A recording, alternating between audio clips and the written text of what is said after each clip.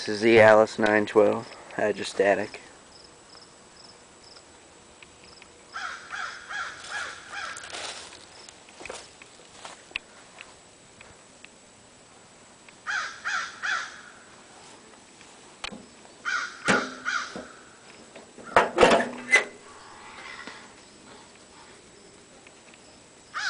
What the hell is that?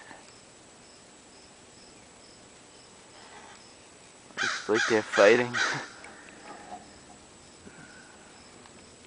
Alright, well the newest additions here is the 12-horse Briggs we put in it.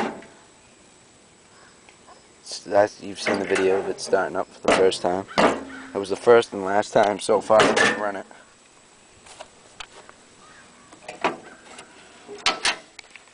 And under here, I don't feel like taking the seat pan up. Install the Vickers hydro, sorry.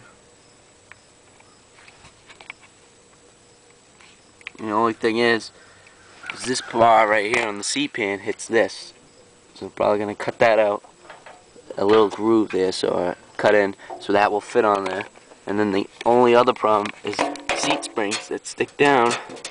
The one on that side, you can't really see it, is hitting the top of this guard and this. So that needs to be bent flat or cut off and probably welded or something. But so that's it. That's the deck. It was half-ass repainted. Came out really good along the sides and stuff. But in here, since nobody sees that, just basically scuffed the old paint and then just painted it so it doesn't rust anymore. And this never got painted. It's starting to rust. It was a good chunk of it sanded down. But like this paint's really good. It doesn't chip or anything, but right here, I don't know why that's starting to do that. It's still in some primer. I don't know if this is original, but it sure as hell looks it.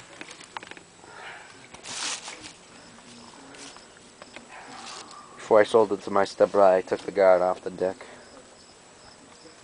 and put it on my 42-inch deck. So that's what he's left with. And this is, I think that's a Boeing's plow. Someone welded a splicity hitch in there. Did a good job though, I have to say. It's better than the other people that hack up the plow blades and or use other plow blades.